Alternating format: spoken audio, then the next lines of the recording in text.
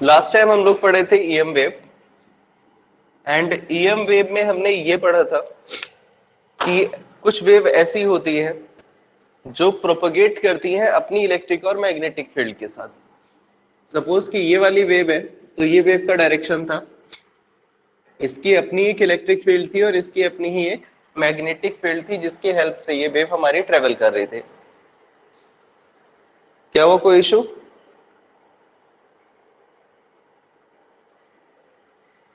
Audio clear है भाई?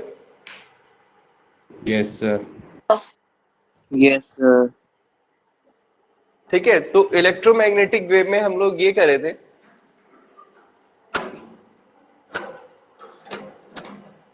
कि ये वाली वेव जो है वो ट्रेवल करती है with the help of electric field and magnetic field, यानी ये मूव करेंगी किसके हेल्प से? इलेक्ट्रिक फील्ड और मैग्नेटिक फील्ड से। नाउ ऐसी कई सारी वेव है जो आपकी मूव करती हैं इलेक्ट्रिक और मैग्नेटिक फील्ड की हेल्प से।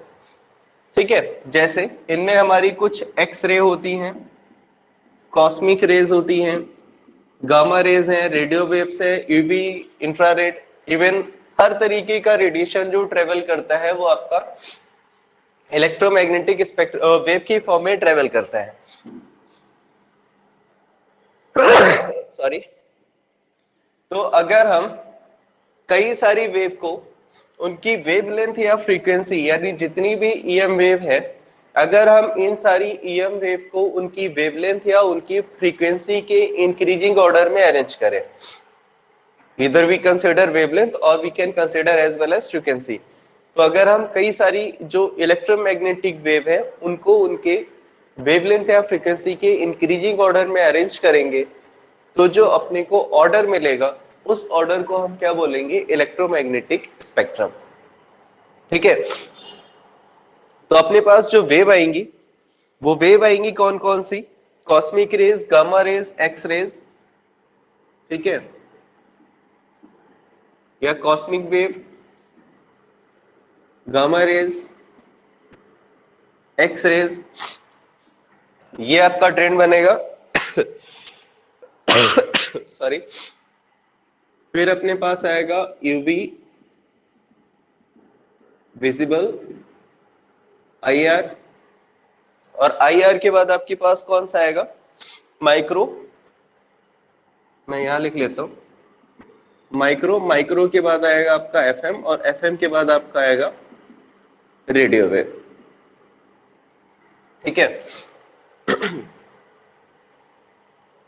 आपको यहां पे विजुअल वाला याद रखना है।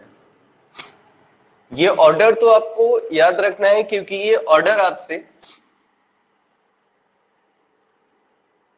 ये डिट्टो ऑर्डर आपसे एग्जाम में पूछा जाता है।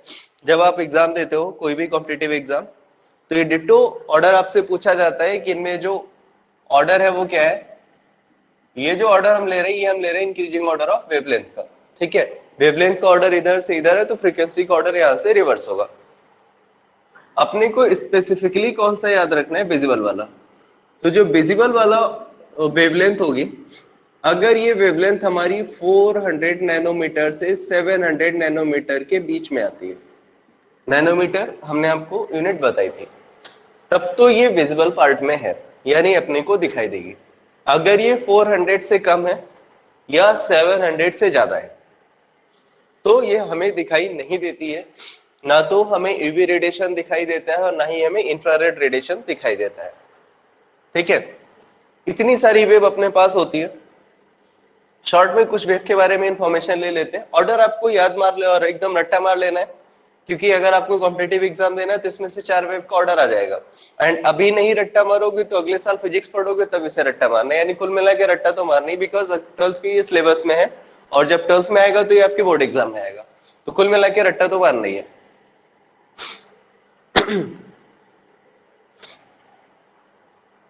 ठीक है, सबसे पहली जो रेज है वो कौन सी है? Cosmic rays. यूनिवर्स की किसी भी ऑब्जेक्ट के पास जो रेडिएशन होता है वो ऑलवेज कॉस्मिक होता है। ठीक है, इनमें से कुछ रेज हमारी गामा रेज भी होती हैं और इसी में से कुछ रेज हमारी एक्स रेज भी होती है जो हम लोग यूज करते हैं। ठीक है, गामा रेज और एक्स रेज हमारे रेडियोएक्टिव एमिशन में भी हो सकते हैं। यूवी रेडिएशन हमें कहां से मिलता है? सोलर रेडिएशन से। विजिबल हमें कहां से मिलेगा? सोलर रेडिएशन से। इंफ्रारेड रेडिएशंस नाइट विजन में यूज होता है, टीवी रिमोट में यूज होता है, सैटेलाइट में यूज होता है। माइक्रोवेव और एफएम वेव जो है वो हमारी ऑल इंडिया रेडियो के लिए होती है। एंड रेडियो वेव हमारी काहे में यूज होती है? कम्युनिकेशन में। अगर हम कोई भी सैटेलाइट कम्युनिकेशन करते हैं तो वो हमारा कहां से आएगा? रेडियो वेव से आएगा।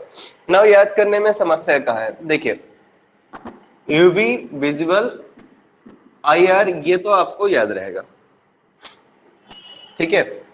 आई होप कि इतना तो आपको पता ही होगा कि यूवी, विजुअल और आईआर होता है। आपको करना क्या है, इसके बाद जो है माइक्रो है आपका, एफएम है आपका और रेडियो है आपका, ठीक है। तो माइक्रो एफएम रेडियो की आप पहली टर्म ले लीजिए, एम एफ आर, ठीक है। कैसे इसको याद रखेंगे अभी इसके बाद में बात करते हैं। यहां पे क्या है? कॉस्मिक है, गामा है और एक्सरे है, ठीक है। इसकी भी आप पहली टर्म ले लीजिए, सी, गामा और x. Now UV, visual, IR आपको याद है, सो मैं इस पे ज्यादा फोकस नहीं करता हूं। M F R, M stand for microwave, F stand for FM wave and R stand for radio wave. Now अगर आप थोड़ा सा अवेयर हो तो एक एमआरएफ का एड आता है टीवी पे। क्या है ये एमआरएफ का एड? टायर। टायर का एड होता है, ठीक है। तो एमआरएफ तो अपने को याद होता है। अब करना क्या है, इस एफ को उठा के पीछे रख देना है, ठीक है। So memorize for the MRF. MRF को आपको कहां रखना है? यूवी, विजिबल, आईआर के बाद रखना है।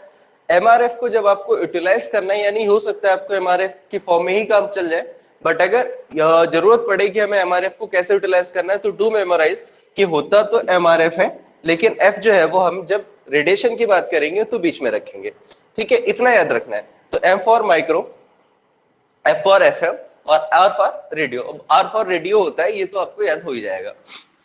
इधर आ जाइए भाई, यूवी, विजुअल, आईआर और MFR, that is UV, visual, IR और एमआरएफ। एंड एमआरएफ का एफ पहले ले लेते हैं, फिर आ जाते हैं इधर सी, गामा और एक्स पे, ठीक है। इसको लर्न करने के लिए क्या करें, कॉस्मिक, गामा को गांव मान लीजिए, ठीक है। गांव तो जानते ही होगे क्या होता है? विलेज, ठीक है। कॉस्मिक का गांव और एक्सरे से मान लीजिए, या इसको आप ऐसे टर्म कर लीजिए कि कॉस्मिक गांव गया है किस लिए? एक्सरे कराने के लिए, ठीक है। तो कॉस्मिक हमारा कोई भी एक पर्सन हो सकता है। कॉस्मिक गांव गया मतलब गामा रेज और एक्सरे कराने के लिए, तो उसके बाद कौन सा आ गया हमारा? एक्सरे। तो cosmic rays, gamma rays, X rays, UV rays, visual rays, IR rays और एमआरएफ हो जाएगा रन। हो यस जाएगा सर। लर्न या अभी भी कोई सर। दिक्कत? Yes sir. ठीक है, लिख लीजिए इसकी थ्योरी फिर। सॉरी, इसकी थ्योरी लिखिए। The arrangement of various electromagnetic wave, the arrangement of various electromagnetic wave in the increasing order of their wavelength,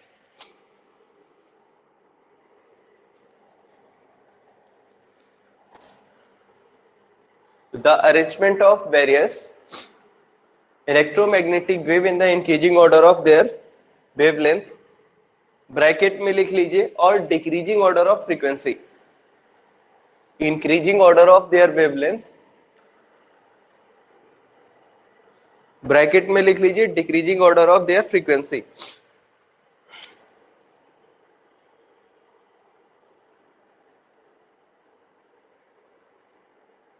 और decreasing order of their frequency is called electromagnetic spectrum.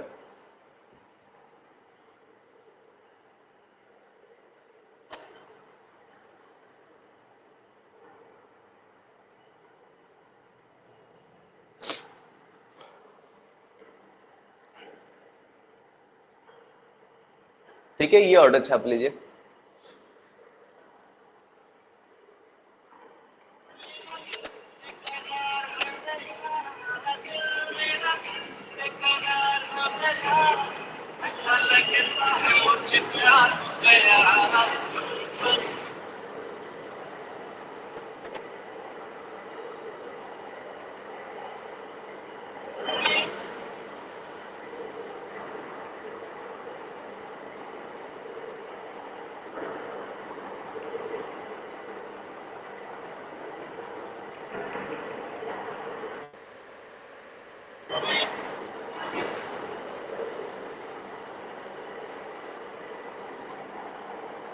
हो गया? Yes sir. Yes sir. ठीक है, तो अब आपको याद रखना है कि सबसे कम वेवलेंथ किसकी है, कॉस्मिक रेज की, और सबसे ज्यादा वेवलेंथ किसकी है, रेडियो वेव की। ठीक है, तो अगर कॉस्मिक रेज की वेवलेंथ सबसे ज्यादा है तो इसकी फ्रीक्वेंसी सबसे कम होगी। ठीक है, तो अब ये सारे रेडिएशंस हमें कहाँ मिल रहे हैं, ये सारे रेडिएशंस हमें जो मिल रहे हैं वो कहाँ मिल रहे हैं, ये सारे रेडिएशन हमें मिलेंगे ये सारे रेडिएशन हमें मिलेंगे किसी भी एलिमेंट को अगर हम हीट करते हैं तो भी हमें ये इस तरीके के रेडिएशंस मिल सकते हैं। ठीक है, और या फिर हम किसी भी एलिमेंट के ऊपर हाई इंटेंसिटी की लाइट को स्ट्राइक करें तो भी ये एलिमेंट हमें मिल सकते हैं, सॉरी रेडिएशन मिल सकते हैं। कैसे? सपोज अगर हम कैंडल को बर्न कराते हैं तो फ्लेम कलर अलग है, अगर हमने गैस को बर्न कराया तो फ्लेम कलर अलग है, अगर हम काउडंग को बर्न कराते हैं तो फ्लेम कलर अलग है। ये जो कलर हमें मिलेगा वो कलर हमें तब तक नहीं मिल सकता है जब तक कि किसी भी एलिमेंट का इलेक्ट्रॉन उसको छोड़ के ना जाए। ठीक है, ये छोड़ के परमानेंटली जा सकता है विजय माल्या टाइप, या हो सकता है वापस आ जाए, ये इसकी अपनी चॉइस है। इसमें हमारा रोल केवल इतना ही है कि हम इसको एनर्जी दे रहे हैं। तो किसी भी एलिमेंट का जो कलर होता है उसको हीट करने पे मिलता है, वो केवल इस एक फिनोमेना से आएगा।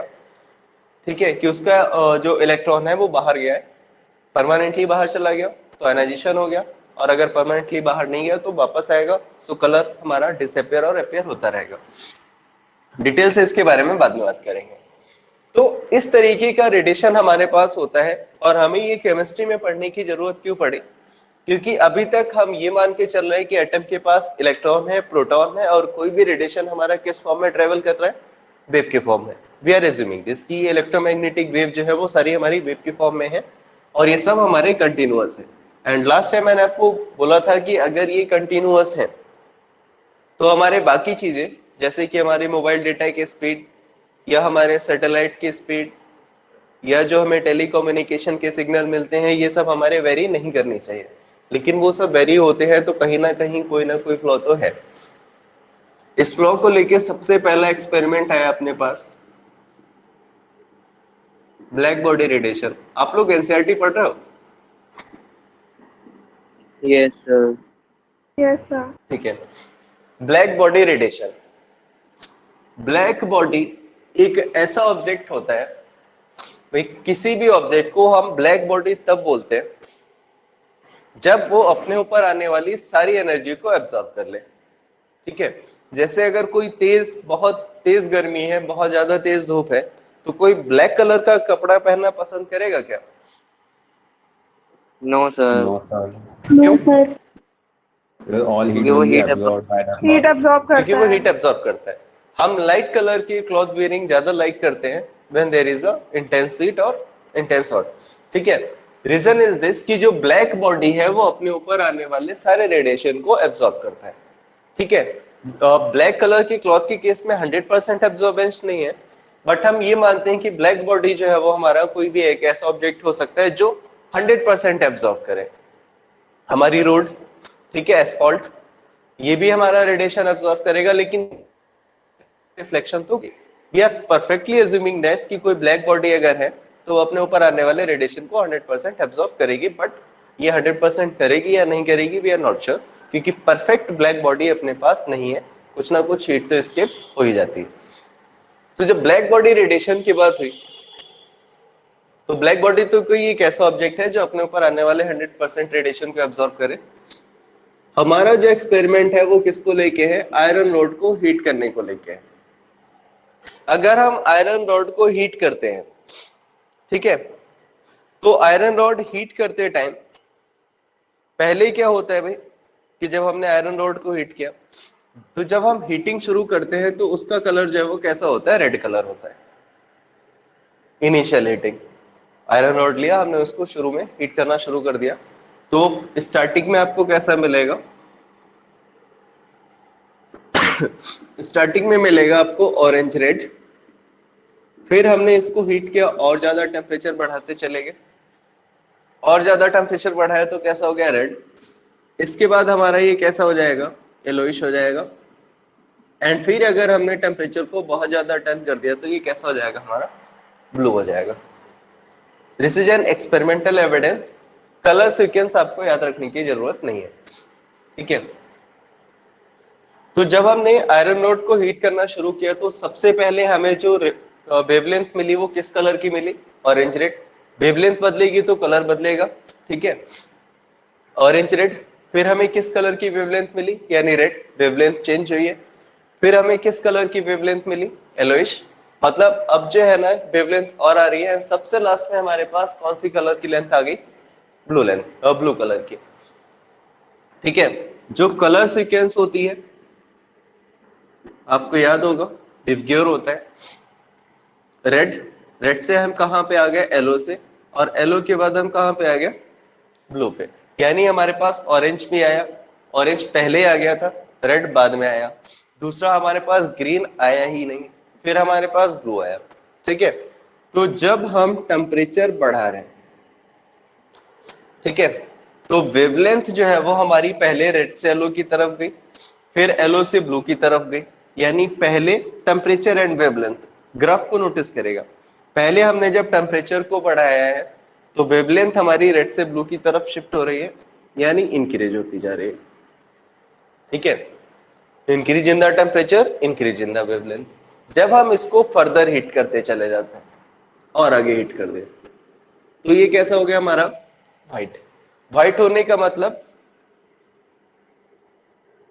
अब तो कहानी खत्म हो गई भाई, क्योंकि अब तो वेवलेंथ ही नहीं है। तो ये ग्राफ कैसा हो जाएगा, हमारा नीचे की तरफ हो जाएगा, क्लियर। पहले क्या था कि पहले हम ऑरेंज आयरन रॉड को जब हीट कर रहे थे तो वो हमारा रेड से येलो, येलो से ब्लू ये हुआ। तो पहले हाफ में यानी रेड, रेड से फिर येलो से ब्लू, वेवलेंथ इंक्रीज हो रही है। लेकिन जब हमने और टेम्परेचर बढ़ाया तो फिर ये वेवलेंथ इंक्रीज होने की जगह क्या हुआ, हमारी डिक्रीज हो गई। इतना समझ में आया भाई इस डेटा के बेस पे ये वाला graph, Yes, Yes, sir. Yes, sir. sir. ठीक है। अगर इसमें कोई इशू हो तो बताएं भाई।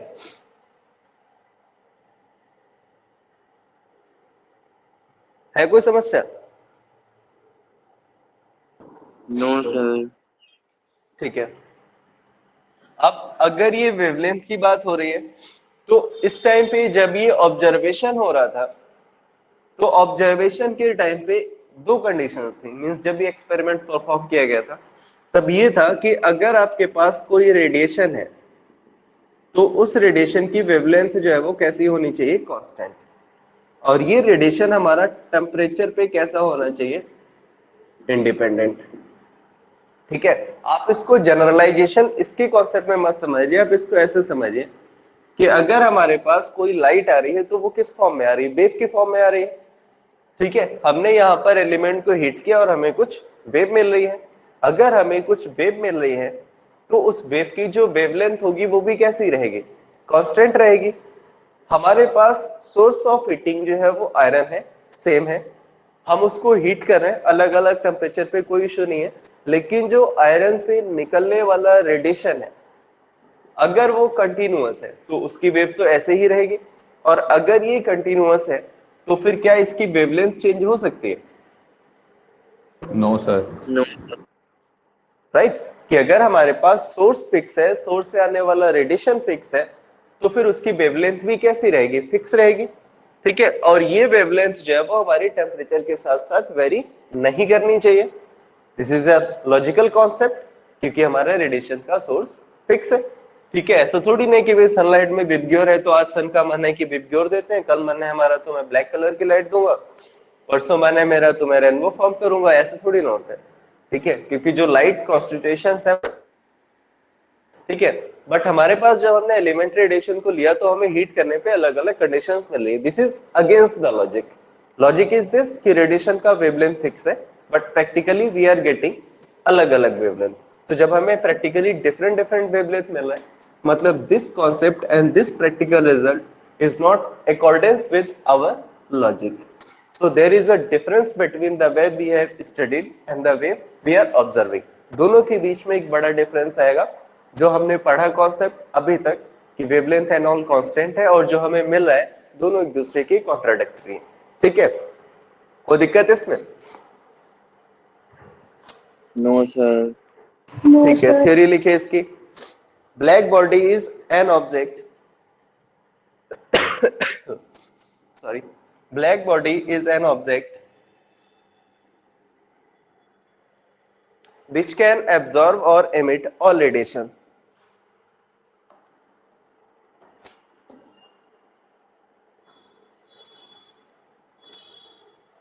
Sir, please again repeat. Black body is an object which can absorb or emit all radiation.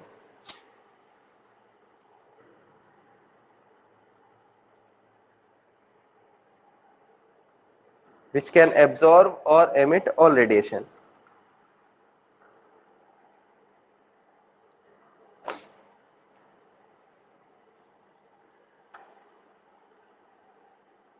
Which can absorb or emit all radiation.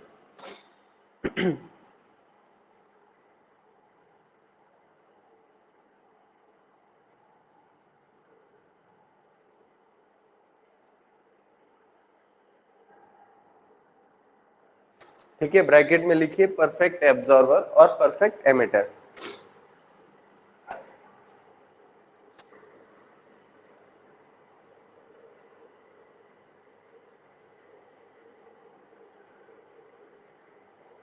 Perfect absorber और परफेक्ट एमिटर। अगला पॉइंट लिखिए, when iron rod is heated, first it emit orange red radiation,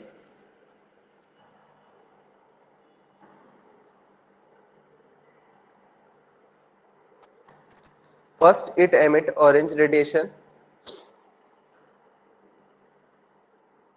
then with increase in temperature,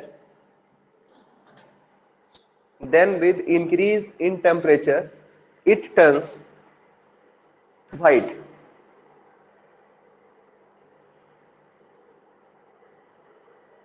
With increase in temperature it turns white.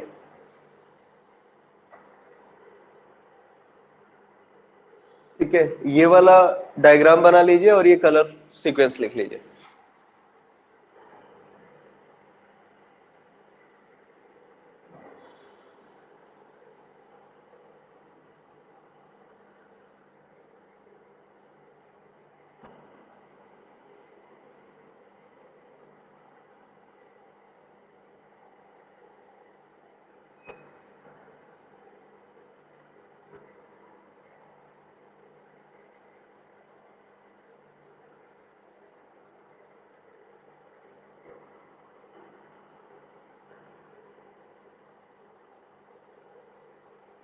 हो गया? Yes, sir. Sir. इसके आगे लिखिए अगला point, above result cannot be explained by, above result cannot be explained by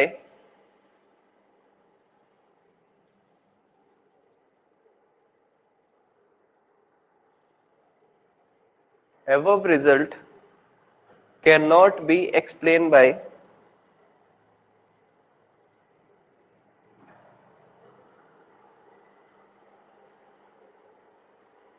normal wave theory, which assume that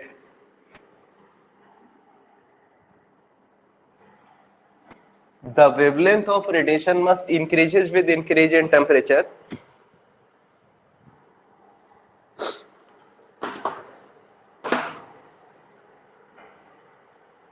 and wave must be continuous. And wave must be continuous. Sir, kindly The repeat. wavelength of the above result cannot be explained by normal wave theory. The above result cannot be explained by normal wave theory which assume that the wavelength of radiation must increases, which assume that the wavelength of radiation must increases with increase in temperature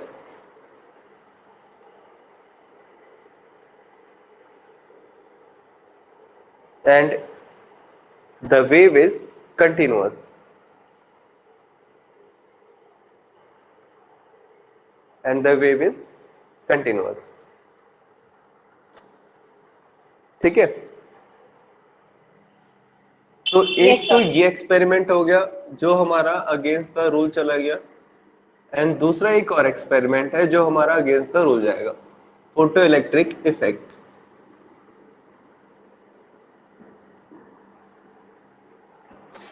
ठीक है, photo electric effect and solar plate का working same है। सबसे पहले photo electric experiment, जो experiment perform किया था hertz ने, इसमें इन्होंने क्या किया, इस तरीके की एक ग्लास ट्यूब ली, यहीं से सोलर सेल का कॉन्सेप्ट भी निकल आता है, और इस ग्लास ट्यूब को लेके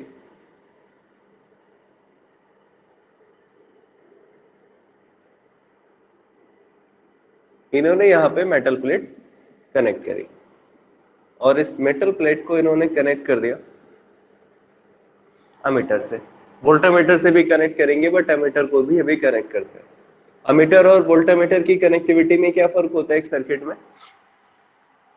अगर हमने कहीं अमीटर कनेक्ट किया और वोल्टामीटर, एमीटर को सीरीज एमीटर में प्लेस किया जाता है और वोल्टमीटर को पैरेलल। गुड, अमीटर सीरीज में होता है और वोल्टमीटर ऑलवेज पैरेलल होता है। ठीक है, तो अब जब ये वाला एक्सपेरिमेंट सेटअप किया तो यहां पर हमने लिया एक एक्टिव मेटल। एक्टिव मेटल वो होगा, जैसे यहां पर हम कौन सा एलिमेंट ले रहे हैं, सीजियम।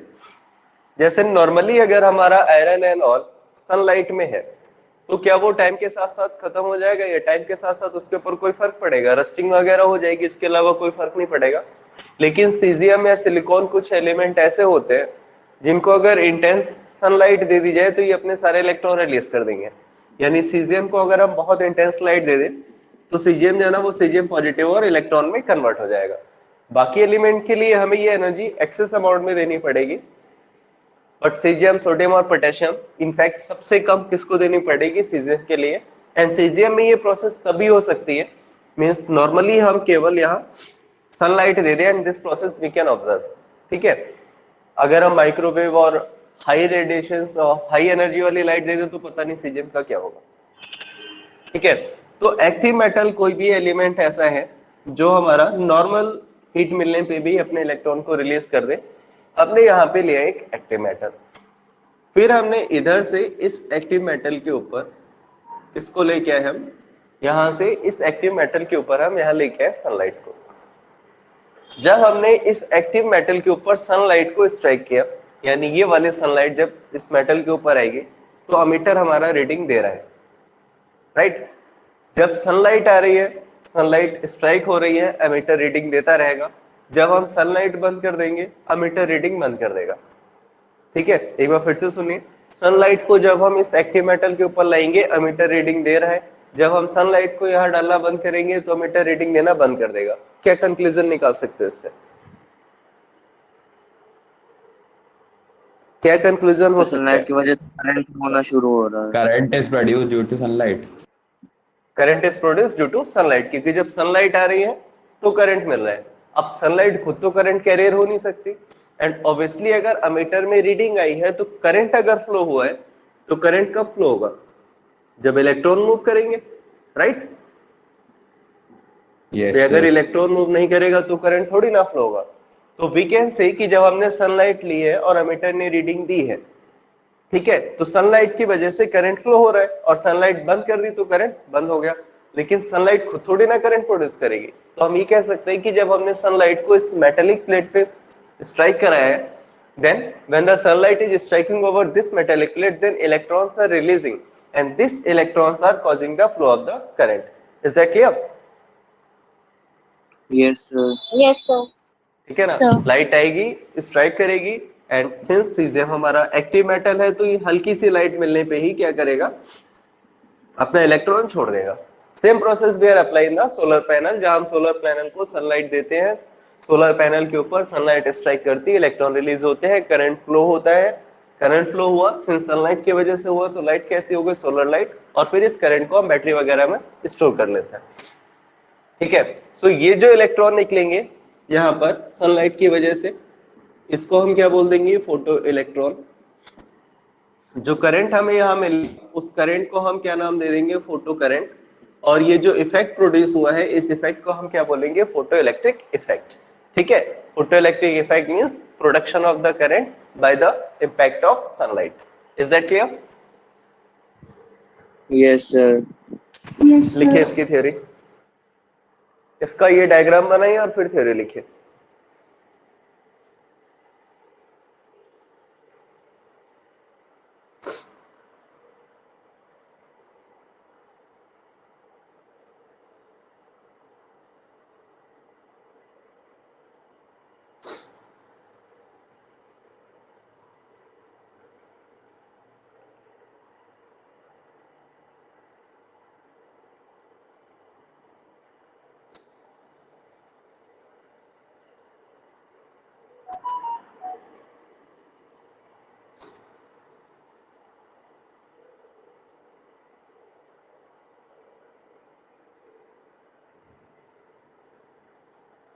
बन गया डायग्राम? Yes, sir. लिखिए इसकी theory. When sunlight strike over active metal,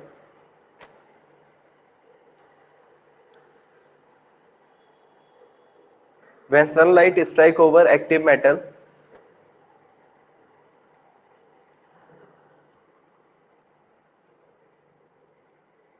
metal release electron. When sunlight strike over active metal, metal release electron and current is produced.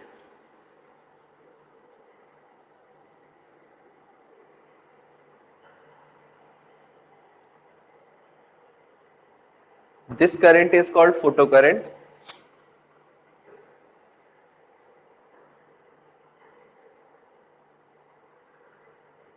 This current is called photocurrent.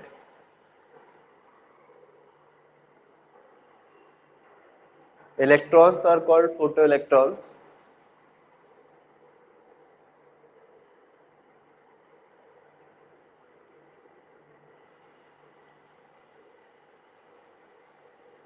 Electrons are called photoelectrons.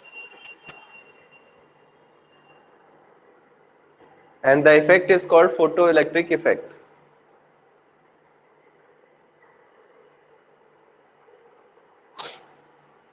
And the effect is called photoelectric effect.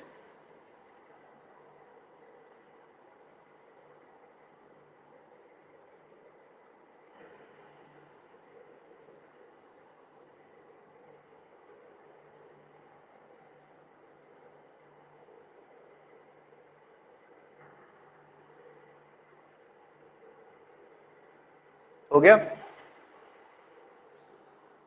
Yes, sir. Yes, sir. ठीक है, इसी में अगला point लिखिए। Active metals are those metal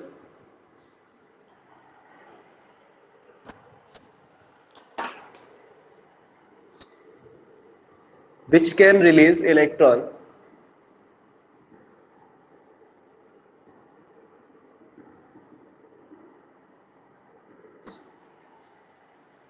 easily.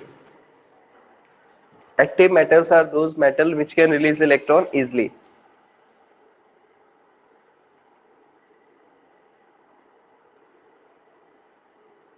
ठीक है,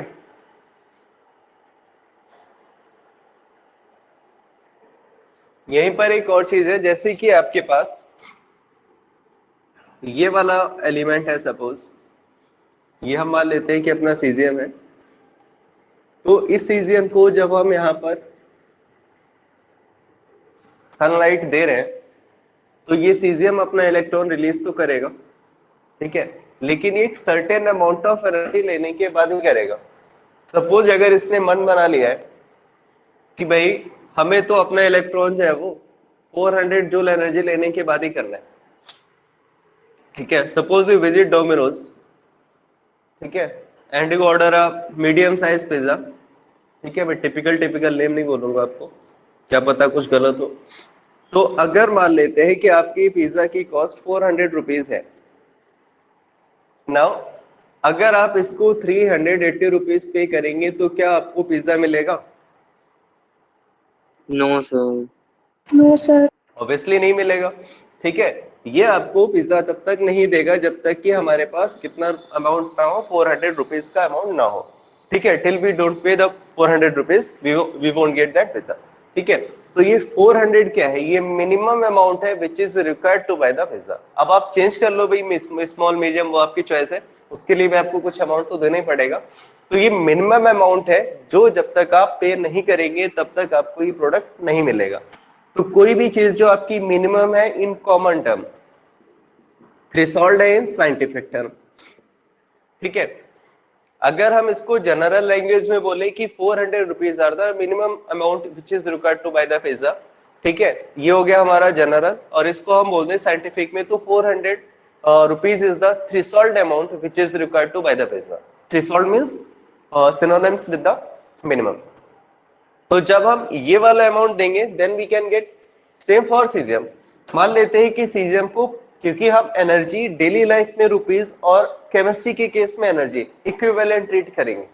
ठीक है, आगे के लिए ऑलवेज याद रखिए, द मोर अमाउंट जो भी आप खर्च करोगे वो हम एलिमेंट के केस में किस टर्म में लेके जाएंगे, एनर्जी के केस में। तो 400 रुपीज जब हम इस मेटल को ट्रांसफर करेंगे इन टर्म्स ऑफ 400 जूल, तो अगर हम इसको 380 जूल की एनर्जी देंगे तो ये अपना इलेक्ट्रॉन रिलीज नहीं करेगा। ठीक है, ये तभी इलेक्ट्रॉन को रिलीज करेगा जब इसको 400 जूल का एनर्जी मिल जाएगा। सो इस वाली टर्म को उठा के हमने यहाँ पे क्या लगा दिया, मिनिमम की जगह क्या कर देते इसको हम थ्रेशोल्ड। एंड क्या दे रहे हैं हम यहाँ पे, एनर्जी। तो ये क्या हो गया, इसकी थ्रेशोल्ड एनर्जी। तो किसी भी एलिमेंट को जब तक उसकी थ्रेशोल्ड एनर्जी नहीं मिलेगी, threshold energy that is the minimum amount, तब तक वो अपना इलेक्ट्रॉन रिलीज नहीं करेगा। और ये एनर्जी कौन सी हो जाएगी, आपकी थ्रेशोल्ड एनर्जी। ठीक है, इसको हम दूसरी टर्म में वर्क फंक्शन भी बोलते हैं, but we will deal with threshold energy. ठीक है, तो थ्रेशोल्ड एनर्जी एक ऐसा अमाउंट है जो हम किसी एलिमेंट को देंगे तो वो अपना इलेक्ट्रॉन रिलीज कर देगा। अब ये एनर्जी आप देंगे किसकी फॉर्म में, ये एनर्जी आएगी किस फॉर्म में अपने पास, रेडिएशन के फॉर्म में। तो ऐसा तो नहीं है कि हमने 10-10 के 400 रुपए गिने और दे दिए हो गया, हमें तो किसी मीन से देना है, and this mean is our radiation. तो जिस रेडिएशन से ये थ्रेशोल्ड एनर्जी मिलेगी उसकी अपनी कुछ फ्रीक्वेंसी और वेवलेंथ होगी। सो हम उस वेवलेंथ को बोल सकते हैं थ्रेशोल्ड वेवलेंथ का है, या हम बोल सकते हैं कि वो थ्रेशोल्ड फ्रीक्वेंसी का है। यानी ऐसा कोई भी रेडिएशन जिसके पास मिनिमम वेवलेंथ या मिनिमम फ्रीक्वेंसी है जो इस एमिशन को कॉज कर सकती है, उस वेवलेंथ को क्या बोलेंगे, थ्रेशोल्ड वेवलेंथ या थ्रेशोल्ड फ्रीक्वेंसी। और जो एनर्जी आपको देनी ही देनी है वो क्या हो गया, आपके थ्रेशोल्ड एनर्जी। तीनों टर्म्स में कोई समस्या? No sir. No, sir. देखिए इसकी थ्योरी फिर, the minimum amount of energy, the minimum amount of energy required by an element, the minimum amount of energy required by an element to release its electron, the minimum amount of energy required by an element to release its electron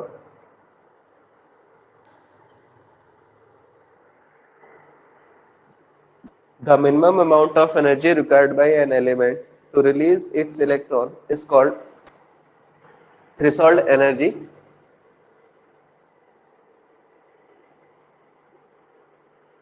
is called threshold energy or work function.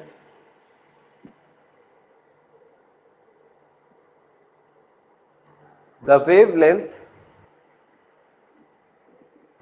So please repeat. the wavelength which can provide, the wavelength which can provide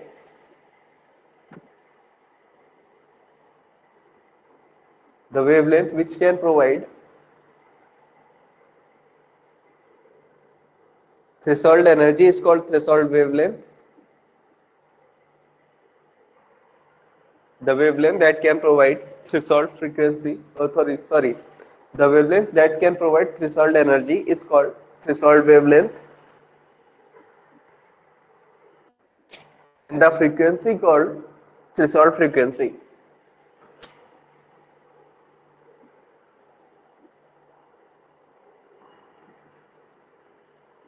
And the frequency called threshold frequency.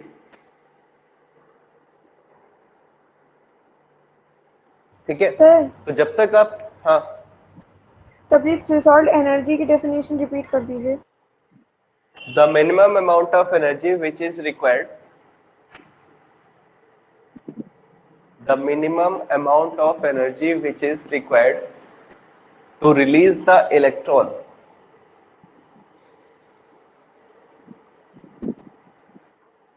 the minimum amount of energy which is required to release the electron is called threshold energy or work function.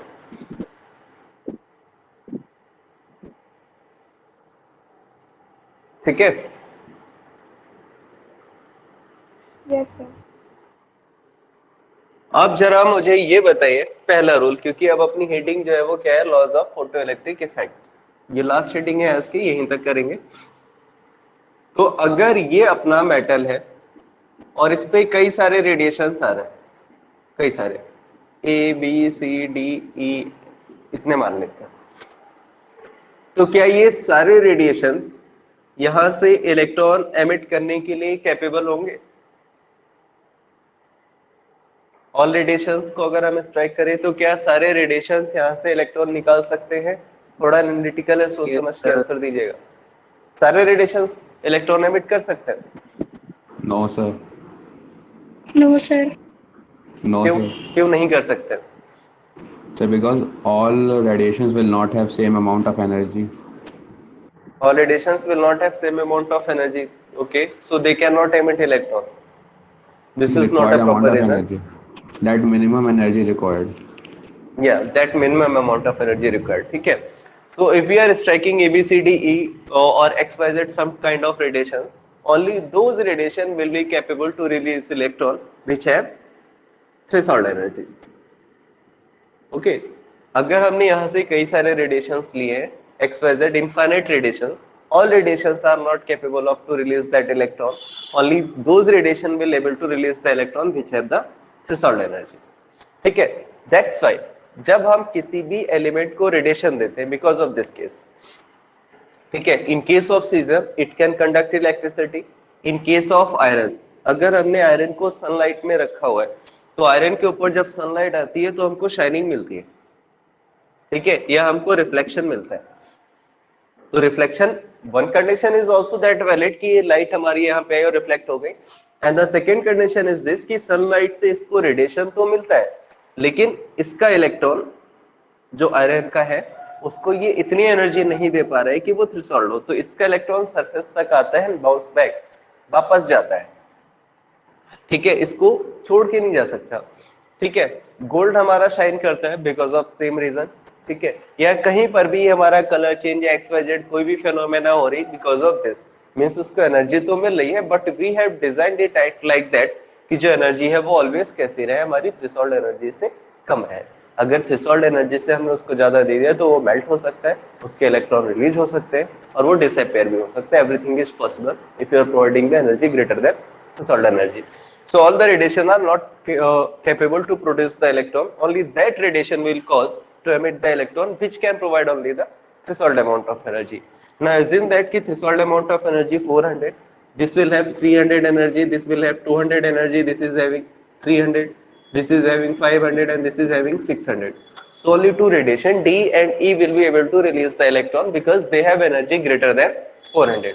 Other three radiations or other three energy that we have used are not capable to release the electron because they have energy less than threshold energy.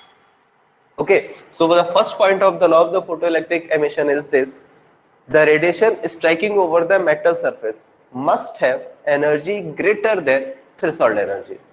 Right? केवल वही radiations हमारे electron को emit कर पाएंगे जिनके पास energy threshold energy से ज्यादा है.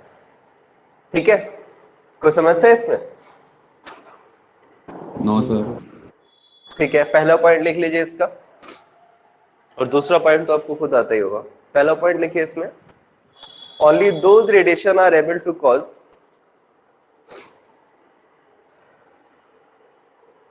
only those radiations are able to cause photoelectric effect. Only those radiations are able to cause photoelectric effect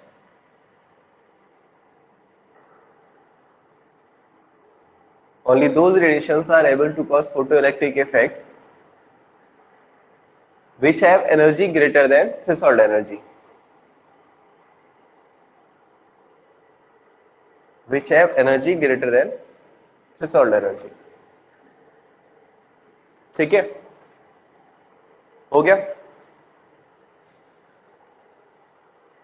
Yes. Only those radiations Yes. are able to cause photoelectric emission which have energy greater than threshold energy. Second point लिखिए, there is no time gap. There is no time gap between incidence of radiation. There is no time gap between incidence of radiation and emission of electron.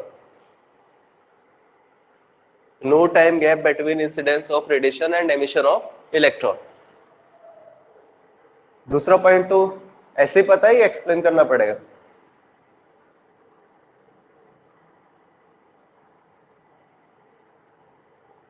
है किसी को second point में समस्या? Yes, sir. Explain कर दीजिए. भाई अभी जब हम लोग ये एक्सपेरिमेंट पढ़ रहे थे, तो एक्सपेरिमेंट पढ़ते टाइम क्या था, ये था हमारा रेडिएशन, और इसको हमने कनेक्ट किया था अमीटर से। जैसे ही हमने सनलाइट स्ट्राइक की, हमें करंट मिला, हमने सनलाइट बंद कर दी, करंट बंद। फिर हमने सनलाइट स्ट्राइक की, फिर करंट मिलना शुरू हो गया, फिर सनलाइट बंद की, फिर करंट बंद हो गया। मतलब जो इलेक्ट्रॉन एमिट हो रहा है वो इस लाइट की वजह से हो रहा है। तो जब लाइट आएगी तो इलेक्ट्रॉन एमिट होगा, और लाइट के आने में और इलेक्ट्रॉन के एमिट होने में कोई टाइम गैप नहीं है। As soon as we are getting the radiation we are getting the electron. जैसे आप स्विच बोर्ड ऑन करिए, लाइट ऑन, स्विच ऑफ करिए, लाइट ऑफ, कोई टाइम गैप हुआ नहीं हुआ, then there is no time gap. But अगर हो रहा है तो टाइम गैप है, एज सिंपल। कोई समस्या है इससे? No, sir. No, sir. ठीक है, दैट्स ऑल फॉर टुडे। अभी इसके 2 लॉज रह गए हैं, वो हम लोग कल करेंगे। Thank you for joining. Thank you, Thank sir. you, sir. Welcome बेटा।